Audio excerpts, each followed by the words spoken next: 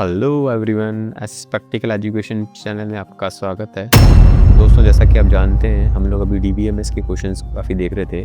Target जो है हम लोग का 1500 एमसीक्यूज़ कराने का है। डिफरेंट पीवाईक्यूज़ हैं जो हैं, डिफरेंट पेपर्स हैं, उससे ही पेपर लिया गया है और आप लोगों के लिए काफ़ी हेल्पफुल होने वाला है। तो बिना देरी के दोस्तों शुरुआत करते हैं। दोस्तों, जिन्होंने प्रीवियस वीडियो नहीं देखा हो, वो प्रीवियस वीडियो भी जाके आई बटन पे जाके देख सकते हैं। मैंने ऑलरेडी अप्रॉक्सीमेटली 300 से 400 क्वेश्चन ऑलरेडी डीबीएमएस पे करा दिए हैं। जी हाँ, उसकी ऑलरेडी प्लेलिस्ट भी मैंने अपलोड कर दी है। उसके अलावा आज हम लोग कुछ क्वेश्चंस देखेंगे और जो रिमेनिंग क्वेश्चंस है वो हम लोग आने वाले लेक्चर्स में देखेंगे। तो आइए जानते हैं, which condition must be satisfied for a schedule to be conflict serializable. यानी कॉन्फ्लिक्ट सिग्लाइजेबल होने के लिए कौन सी शर्त आवश्यक है। इट मस्ट बी रिकवरेबल, नहीं रिकवरेबल होना ज़रूरी नहीं है। Precedence graph must be acyclic. जी हाँ दोस्तों, जब हम लोग प्रेसिडेंस ग्राफ क्रिएट करते हैं, ठीक है, मान लो 3 transaction T1 T2 and T3 है, ठीक है, और ये कोई भी इनके बीच में kind of A cycle create नहीं होना चाहिए। यानी T1 से T3 जा रहा है, T3 से T2, फिर T1 से T2 से T1। अगर ये इस टाइप का साइकिल क्रिएट होता है तो वो कॉन्फ्लिक्ट सिग्लाइजेबल नहीं होगा। ऐसे साइकिल क्रिएट नहीं होना चाहिए, एसाइक्लिक होना चाहिए, तभी जो है ये कॉन्फ्लिक्ट सिग्लाइजेबल शेड्यूल होगा। तो ये आपको बात पता होगी, इस एग्जाम्पल से भी आप याद कर सकते हैं। तो आइए दोस्तों अगले क्वेश्चन पे।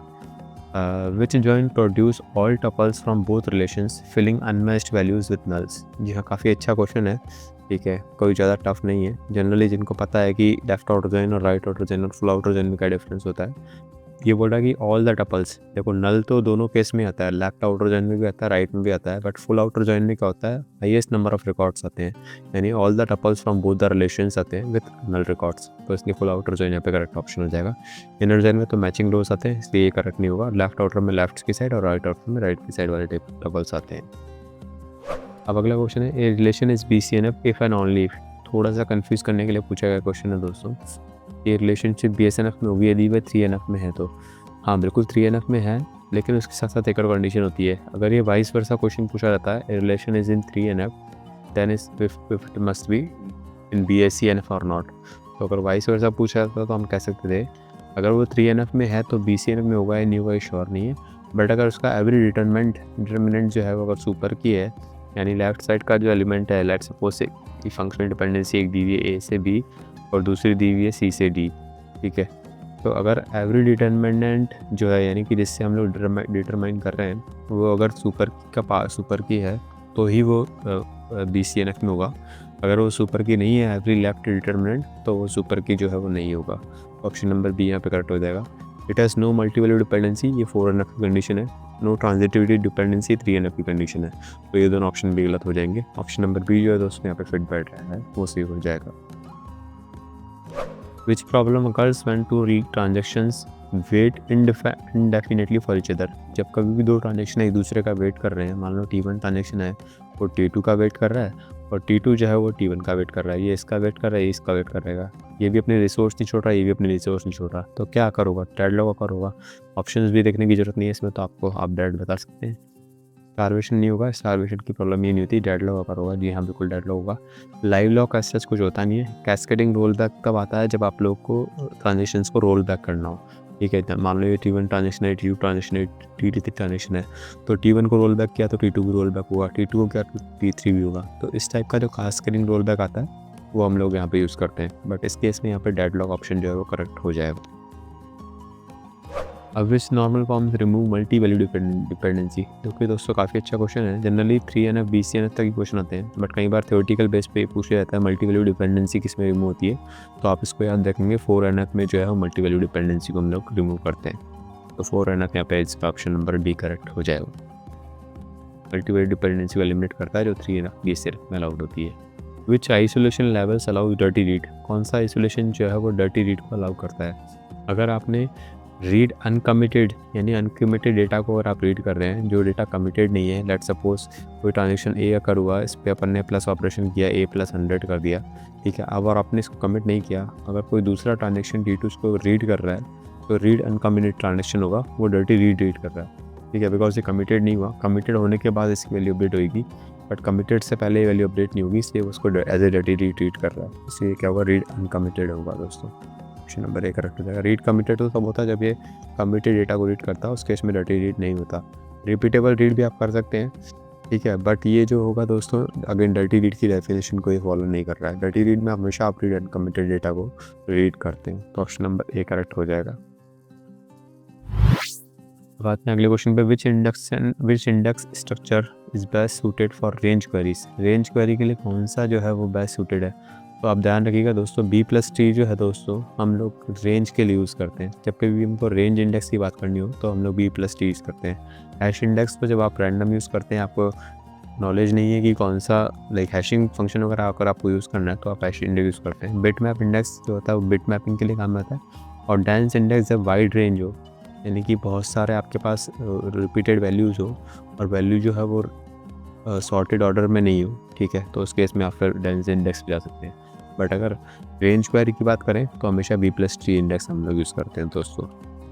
ऑप्शन नंबर बी जो है करेक्ट हो जाएगा। B+T सॉर्टेड ऑर्डर में डेटा रखता है जैसे रेंज क्वेरी, और अगर डेटा अनसॉर्टेड है तो आप डेंस इंडेक्स यूज़ करेंगे दोस्तों, इस बात का याद रखिएगा।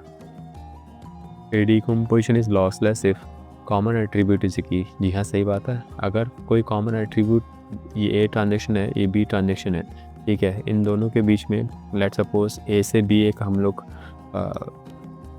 ट्रांजेक्शन कर रहे हैं और एक कर रहे हैं ए से सी, ठीक है, तो अगर कॉमन एट्रीब्यूट जो है इनका ए, वो अगर कोई की है तो ये लॉसलेस होगा, ये 100% बात है। तो ये इसका एग्जांपल है, यहाँ पे आप इसका एग्जांपल से समझ सकते हैं। केवल हम नो रिडंडेंसी, नहीं रिडंडेंसी हो या नहीं हो, उसका लॉसलेस से कोई ज़्यादा इम्पैक्ट नहीं है। नो डिपेंडेंसी इज लॉस्ट कह सकते हो, बट जो मोर इम्पॉर्टेंट है वो कॉमन एट्रीब्यूट होना चाहिए की का। Depend it always in BCN, नहीं ऐसा कुछ नहीं है। ऑप्शन नंबर ए यहाँ पे करेक्ट हो जाएगा दोस्तों। अब with join condition cost maximum number of tuples, किसमें मैक्सिमम नंबर ऑफ टपल्स आते हैं? तो हमेशा याद रखिएगा क्रॉस जॉइन जब हम करते हैं, थीटा लाइन इसका सही आंसर नहीं होगा। क्रॉस जॉइन जब हम लोग करते हैं यानी कार्टेशियन प्रोडक्ट करते हैं तो उस केस में नंबर ऑफ टपल्स सबसे ज़्यादा होती है। कई बार पूछा लिया जाता है कि m टपल्स एक में है टेबल में और n टपल दूसरी टेबल में, तो टोटल कितने नंबर ऑफ टपल्स आएंगे क्रॉस जॉइन के केस में? तो m × n आएगा। लेट सपोज यहाँ पे 3 है और यहाँ पे 4 टपल्स है, तो 3 × 4 यानी 12 टपल्स जो है वो आउटपुट में आंसर आ जाएगा। तो क्रॉस जॉइन इस केस में सही हो जाएगा। तो अब अगला क्वेश्चन पे आते हैं दोस्तों, which property ensure that the partial effect of the transactions are not visible. यानी किसी ट्रांजेक्शन के जो पार्शियल इफेक्ट हैं दोस्तों वो विजिबल नहीं होंगे। यानी कि ट्रांजेक्शन है तो पूरा होगा या नहीं होगा, आइदर ऑल और नन। इसका हमेशा याद रखिएगा, आइदर ऑल या तो पूरा होगा या फिर बिल्कुल भी नहीं होगा, ठीक है। तो ये जो प्रॉपर्टी होती है, यानी कि जो पार्शियल ट्रांजेक्शन है वो विजिबल नहीं होते, एटॉमिसिटी में नहीं होते, यानी ऑप्शन नंबर ए यहाँ पे करेक्ट हो जाएगा। अब which schedule is both recoverable and avoid cascading rollback. इनमें से कौन सा शेड्यूल जो है वो कास्केडिंग रोलबैक को अवॉइड करता है और रिकवरेबल भी होता है? तो दोस्तों स्ट्रिक्ट जो शेड्यूल होते हैं वो कास्केड रोलबैक से बताता है और रिकवरेबल भी होता है, इसलिए स्ट्रिक्ट शेड्यूल जो है यहाँ पे करेक्ट हो जाएगा। आप लोगों को मैं पढ़ा चुका हूँ पहले, इनमें डिफरेंस, स्ट्रिक्ट में क्या डिफरेंस होता है, कास्केड लेस में क्या डिफरेंस होता है, ठीक है। और तो यहाँ पे स्ट्रिक्ट जो है वो यहाँ पे correct option number C correct हो जाएगा। जी हाँ, स्ट्रिक्ट शेड्यूल डर्टी रीड और डर्टी राइट दोनों ही नहीं होता है इसमें। विच functional dependency violet 2NF। 2NF का हमेशा कीवर्ड आप याद रखिएगा। अगर कोई पार्शियल डिपेंडेंसी है, यानी कि मान लो AB एक मेरी की है जिससे मैं डिटरमाइन कर रहा हूँ CD को, और मान लो AB मेरी की थी, अब पार्शियली B जो है वो किसी और एलिमिनेट को डिटरमाइन कर रही है, लेट सपोज C को डिटरमाइन कर रही है, तो B क्या होगा यहाँ पे पार्शियली डिफाइन कर रही है। AB मेरी पूरी की थी बट B अकेली ही आइडेंटिफाई कर रही है को, इसलिए B यहाँ पे पार्शियल डिपेंडेंसी हो जाएगी जो 2NF में वायलेट करती है, यानी 2NF को वायलेट करती है। ऑप्शन नंबर ए यहाँ पे करेक्ट हो जाएगा। अब विच SQL join is fastest when index foreign की आर प्रेजेंट। यानी कि जब इंडेक्स फॉरेन की प्रेजेंट होते हैं तो सबसे ज़्यादा फास्ट कौन सा होता है दोस्तों? ये भी काफ़ी अच्छा क्वेश्चन है, एग्जाम में आया हुआ क्वेश्चन है दोस्तों ये। तो नेस्टेड लूप जॉइन इसका सही नहीं, नेस्टेड लूप जॉइन सही नहीं होगा, हैश जॉइन भी सही नहीं होगा, मर्ज जॉइन सही होगा। जी हाँ, मर्ज जॉइन हम लोग तब यूज़ करते हैं जब हम लोगों को इंडेक्स फॉरेन की अगर प्रेजेंट है तो उस टाइम पे सबसे जो फास्ट होता है वो मर्ज जॉइन होता है। जी हाँ, ऑप्शन नंबर सी यहाँ पे करेक्ट हो जाएगा, मर्ज जॉइन इस करेक्ट आंसर। क्रॉस जॉइन तो सबसे ज़्यादा टाइम लगेगा, इसलिए ऑप्शन नंबर डी गलत हो जाएगा। ऑप्शन नंबर सी यहाँ पे फिट बैठ रहा है, ऑप्शन नंबर सी करेक्ट हो जाएगा। अब which anomaly is remove by normalization. Normalization basically 3 anomaly को रिमूव करता है, insertion anomaly, update anomaly and delete anomaly. इन 3 एनोमलीज को ये रिमूव करता है। ऑप्शन नंबर बी यहाँ पे अपडेट एनोमली दे रखा है, इंसर्शन और डिलीट मीन्स का, ये ऑप्शन नंबर बी करेक्ट हो जाएगा। ये बात आपको पहले ही पढ़ा चुका हूँ, नॉर्मलाइजेशन जो हमने देखा था कि जो डिफरेंट एनोमलीज होती है जब हम लोग टेबल को या फिर रीस्ट्रक्चर करते हैं या फिर छोटा साइज़ करते हैं जिससे कि एनोमलीज मेरी रिमूव हो, इंसर्शन डिलीशन और अपडेट, तो उसके लिए हम लोग यूज़ करते हैं नॉर्मलाइजेशन। अब which lock is required for reading the data को पढ़ने के लिए कौन सा रिक्वायर है? तो पढ़ने के लिए हम लोग शेयर्ड लॉक यूज़ करते हैं, राइट के लिए हम लोग एक्सक्लूसिव यूज़ करते हैं। ये बात आपको पता होगी, यहाँ पे पढ़ने के लिए पूछा है नहीं रीड के लिए पूछा है, तो शेयर्ड लॉक हम लोग यूज़ करते हैं। एक्सक्लूसिव लॉक हमेशा राइट के लिए होता है दोस्तों, शेयर्ड लॉक रीड के लिए होता है, ये बात आप याद रखिएगा। अब विच normal form allows transitive dependency, transitivity dependency किस में अलाउ होती है दोस्तों? तो 2NF में आई थिंक अलाउ होती है, 3NF में ट्रांजिटिविटी डिपेंडेंसी नहीं होती है, ये इसकी प्रॉपर्टी को वायलेट करता है। 2NF में अलाउ होती है, ये है 2NF में ट्रांजिटिव, 3NF जो है उसकी डिपेंडेंसी को रिमूव करता है। अब आते हैं अगले क्वेश्चन पे, which transaction property ensure database validity, database की वैलिडिटी यानी कि जो स्टेट है मेरी वैलिड है या नहीं है, कंसिस्टेंसी से हम लोग पता लगाते हैं। यानी कि अगर डेटाबेस कंसिस्टेंट है मेरा यानी कि वैलिड है तो हम लोग कंसिस्टेंसी पता लगाते हैं। ऑटोमेसिटी अभी हमने ऊपर देखा ही, आइदर ऑल और नन आएगा। आइसोलेशन यानी कि जो ट्रांजेक्शन्स हो रहे हैं वो आइसोलेट स्टेट में होने चाहिए, एक दूसरे पर डिपेंड नहीं होनी चाहिए। और ड्यूरेबिलिटी यानी कि उसकी ड्यूरेबल है या नहीं उसको सुनिश्चित करता है। बट यहाँ पे ऑप्शन नंबर भी यहाँ पे करेक्ट हो जाएगा। अब which index store pointer to every record, यानी हर एक रिकॉर्ड के लिए पॉइंटर करता है, तो कौन करता है वो? तो हर एक इंडेक्स के लिए हर रिकॉर्ड का पॉइंटर रखता है कौन सा इंडेक्स, यानी डेंस इंडेक्स हम लोग यूज़ करते हैं तो हर एक रिकॉर्ड का पॉइंटर रखता है। बेसिकली जो स्पार्स या फिर डेंस में ये डिफरेंस है, स्पार्स जो होता है वो पूरे ग्रुप का एक इंडेक्स क्रिएट कर देता है, ठीक है, उससे हम लोग यूज़ करते हैं। बट डेंस इंडेक्स में क्योंकि डेटा अनसॉर्टेड होता है, शॉर्ट फॉर्म में नहीं होता, तो हर एक के वैल्यू के लिए आपको हर एक वैल्यू के लिए आपको एक इंडेक्स असाइन करना पड़ेगा। तो हर रिकॉर्ड का अगर पॉइंटर की बात करें तो डेंस इंडेक्स होता है। प्राइमरी की तो सिर्फ प्राइमरी की के लिए यूज़ में होती है और सेकेंडरी इंडेक्स सेकेंडरी के लिए होती है। बट हर एक रिकॉर्ड की अगर बात करें, जब भी डेटा अनसॉर्टेड फॉर्म में होगा तभी हम लोग हर एक रिकॉर्ड के लिए पॉइंटर रखते हैं, जो कि डेंस इंडेक्स में हम लोग यूज़ करते हैं। अब which schedule allow maximum concurrency, maximum concurrency किस शेड्यूल में अलाउ होती है? तो आपको ये बात पता ही होगी दोस्तों, सीरियलाइजेबल शेड्यूल में हम लोग मैक्सिमम कॉन्करेंसी को अलाउ करते हैं। ये तो इसी क्वेश्चन है, ज़्यादा टफ नहीं है। अब विच डिपेंडेंसी इज़ ऑलवेज ट्रू, कौन सी डिपेंडेंसी ऑलवेज ट्रू होती है? तो ट्राइवल डिपेंडेंसी हमेशा ट्रू होती है। ट्राइवल डिपेंडेंसी का मतलब होता है कि एक ट्रांजेक्शन है वो अगर कोई को डिटरमाइन कर रहा है तो उसको हम लोग ट्राइवल डिपेंडेंसी कहते हैं, ठीक है। और ये हमेशा ट्रू होती है, यानी एलिमिनेट खुद को तो डिटरमाइन करेगा ही करेगा। पार्शियल हमेशा ट्रू नहीं होती, ये 2NF का वायलेशन है, ट्रांजिटिविटी 3NF का और मल्टीपल 4NF का वायलेशन है। बट हमेशा ट्रू जो होती है वो ट्राइवल डिपेंडेंसी होती है। Which join eliminates duplicate column, तो कौन सा जॉइन जो डुप्लीकेट कॉलम को हटाता है? काफ़ी अच्छा क्वेश्चन है। नेचुरल जॉइन जब हम लोग यूज़ करते हैं तो कॉलम जो है एक ही बार रिपीट होता है। यानी कि क्या होता है, मान लो एक मेरा कॉलम है सैलरी, जो मेरी इस वाली टेबल ए में भी है और टेबल बी में भी सेम कॉलम है, ठीक है। तो जब हम नेचुरल जॉइन यूज़ करेंगे तो डुप्लीकेट कॉलम हट जाएगा, एक ही बार कॉलम का नाम मुझे रिप्रेजेंट होगा। तो नेचुरल जॉइन में होता है, एक भी जॉइन में नहीं होता, फर्स्ट जॉइन में तो बिल्कुल भी नहीं होता और लेफ्ट ऑर्डर जॉइन भी नहीं होता। ऑप्शन नंबर भी यहाँ पे करेक्ट हो जाएगा। Which failure is handle by log based recovery, log based recovery कौन से फेलियर को हैंडल करता है? जब हम लोग सिस्टम क्रैश हो जाता है, जी हाँ, लॉग बेस्ड अगर हमारा सिस्टम क्रैश हो गया तो हम लॉग बेस्ड रिकवरी की हेल्प से रिकवर कर सकते हैं सिस्टम को। तो सिस्टम क्रैश इसका ऑप्शन नंबर भी करेक्ट हो जाएगा। नेटवर्क फेलियर का इससे कोई लिंक नहीं है, नेटवर्क अगर फेल हो गया तो फिर आपको फायरवॉल वगैरह पे वो करना पड़ेगा। डिस्क अगर कोई फेल हो रही है तो आपको डिस्क को रिप्लेस करना पड़ेगा। बट अगर सिस्टम क्रैश हुआ तो आप रिकवरी कर सकते हैं। अब विच डेडलॉक प्रोटोकॉल प्रिवेंट्स डेडलॉक, कौन सा जो है वो डेडलॉक को प्रिवेंट करता है? तो 2PL में दोस्तों डेडलॉक आ सकता है, बट कंजर्वेटिव 2PL में नहीं आ सकता। ये काफ़ी ज़्यादा मतलब आप कहें कि आइडियल स्टेट है, ठीक है। बिकॉज इसमें क्या होता है कि आप ट्रांजेक्शन होने से पहले ही लॉग एक्वायर कर लेते हैं, सारे के सारे लॉग जो है आप एक्वायर कर लेते हो ट्रांजेक्शन के, ठीक है। तो कोई चांस ही नहीं कि जब तक उसका ट्रांजेक्शन कंप्लीट होगा ही नहीं तो लॉग को रिलीज नहीं करेगा। इससे 2PL कंजर्वेटिव 2PL में जो होता है डेडलॉक कभी भी अकर नहीं होता है। ये बिल्कुल आइडियल स्टेट होती है जो कि रियल वर्ल्ड में पॉसिबल भी नहीं होती है। बट हाँ, ये एक ही ऑप्शन दे रखा है, इसलिए ऑप्शन नंबर भी यहाँ पर करेक्ट हो जाएगा। ये हाईएस्ट पॉसिबिलिटी है कंजर्वेटिव 2PL की। और सभी लोग पहले से एक्वायर होते हैं जिससे डेडलॉक नहीं होता, ये इसमें डेफिनेशन में दे भी रखा है। अब आते हैं विच normal form ensures dependency preservation, dependency किस में प्रिजर्व होती है? तो दोस्तों बेसिकली ये कहना चाह रहा है कि कौन सी एंश्योर करती है डिपेंडेंसी प्रिजर्वेशन को, यानी एक तरह से आइडियल की बात कर रहा है ये।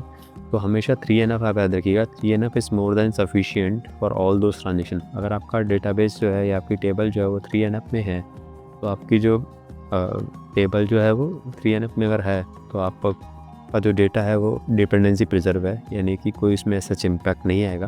आप इजीली अपने ऑपरेशंस परफॉर्म कर सकते हैं। BCNF और 4NF तो हाईएस्ट आइडियल स्टेट हो गई, but 3NF is more than sufficient for dependency preservation, तो 3NF यहाँ पे करेक्ट हो जाएगा। अब which concurrency issues occurs due to re execution of query. अगर आप री एग्जीक्यूट करते हो किसी क्वेरी को तो क्या कर हो सकता है। देखो दोस्तों, अगर आप क्वेरी को दोबारा एग्जीक्यूट करोगे सेम क्वेरी को, तो मेन जो प्रॉब्लम आती है वो आती है unrepeatable read. Because first time जब आपने क्वेरी को एग्जीक्यूट किया था तो उस टाइम पे कुछ और डेटा आएगा। लेट सपोज मान लो किसी एंड यूज़र ने उसको अपडेट कर दिया, या फिर किस इंटरनल भी उसमें डेटाबेस में अपडेट हो गया, तो अनरिपीटेबल रीड की प्रॉब्लम यहाँ पे आकर हो सकती है। यानी पहले जो आपने रीड किया था वो अभी फिर से नहीं आएगा, तो अनरिपीटेबल रीड यहाँ पे प्रॉब्लम आकर हो सकती है। अब which join is most suitable for equality condition. Equality condition के लिए कौन सा जॉइन उपयुक्त है? इक्वी जॉइन हमेशा याद रखिएगा। इक्वी जॉइन हम लोग यूज़ करते हैं जहाँ पे इक्वलिटी ऑपरेटर या greater than less than operator हम लोग यूज़ करते हैं इक्वी जॉइन में। तो इक्वी जॉइन यहाँ पे क्वेश्चन नंबर करेक्ट हो जाएगा इक्वलिटी ऑपरेटर के लिए। काफ़ी अच्छा क्वेश्चन है ये भी। अब विच फेलियर्स वायलेट ड्यूरेबिलिटी। कौन सा जो है वो ड्यूरेबिलिटी को वायलेट करता है? तो बेसिकली अगर आपकी डिस्क क्रैश हो जाती है दोस्तों, अगर डिस्क की मान लो क्रैश हो गई तो ट्रांजेक्शन ड्यूरेबल नहीं रहेगा, क्योंकि डिस्क में तो क्या है, फिजिकल स्टोरेज है। अब वही क्रैश हो गई तो आप जो है वो ड्यूरेबिलिटी को फाइंड नहीं कर सकते, बिकॉज आपका डिस्क ही करप्ट हो गया, तो आप डेटा कैसे रिकवर करोगे। तो ये जो है डिस्क क्रैश ड्यूरेबिलिटी को वायलेट करता है। ट्रांजेक्शन अबॉर्ड हो गया तो भी आप रिकवर कर सकते हो, डेडलॉक है तो भी आप उसको एग्जीक्यूट कर सकते हो, डर्टी रीड है तो भी आप ड्यूरेबिलिटी को फॉलो कर सकते हो। बट अगर डिस्क क्रैश हो गई तो आप उसको रिकवर नहीं कर सकते। ऑप्शन नंबर बी यहाँ पे करेक्ट हो जाएगा। जी हाँ, कमिटेड ट्रांजेक्शन को भी खो सकता है, बिल्कुल सही बात है। Which join is used when condition involves inequality. जब कंडीशन में इनइक्वलिटी होती हो तो कौन सा जॉइन यूज़ करते हैं? हमेशा थीटा जॉइन आप याद रखिएगा। यानी greater than less than operator अगर अपने पास है, ग्रेटर देन लेस देन है, greater than less than equal to, तो हम लोग थीटा जॉइन यूज़ करते हैं। अगर इक्वल टू ऑपरेटर है तो मैं इक्वी जॉइन यूज़ करूँगा। नेचुरल जॉइन अगर मेरे पास सेम कॉलम नेम है तो मैं यूज़ करूँगा और एक ही बार एक कॉलम को रिप्रेजेंट करता है। क्रॉस जॉइन तो कार्टेशियन प्रोडक्ट करना हो तो यूज़ होगा, बट थीटा जॉइन जो है हमको हेल्प करता है ग्रेटर देन और लेस देन के केस में। अब which normalization form deals with joint dependency. Joint dependency कौन से डील करती है? 5NF से डील करती है दोस्तों, हमेशा याद रखिएगा। मल्टी वैल्यूड के लिए 4NF, ट्रांजिटिविटी के लिए 3NF, और BCNF जो होती है वो लेफ्ट डिटर्मिनेंट होता है, वो सुपर की होता है। बट जॉइंट डिपेंडेंसी की बात करें तो 5NF में वो आती है। 5NF पे ऑप्शन नंबर करेक्ट हो जाएगा। तो ये कुछ क्वेश्चन से, ठीक है, अप्रॉक्सीमेटली 30-40 क्वेश्चन हमने अभी देख लिए हैं, ठीक है। और अगर उसके अलावा आपके कोई डाउट हैं तो आप मुझे कमेंट कर दीजिएगा। किसी स्पेसिफिक टॉपिक पे अगर आपको कुछ जानना है तो भी आप मुझे कमेंट करके रीच आउट कर सकते हैं। चैनल पे अगर नहीं है तो चैनल को जरूर सब्सक्राइब कर दीजिएगा। और थैंक यू सो मच दोस्तों for watching the video and have a good day.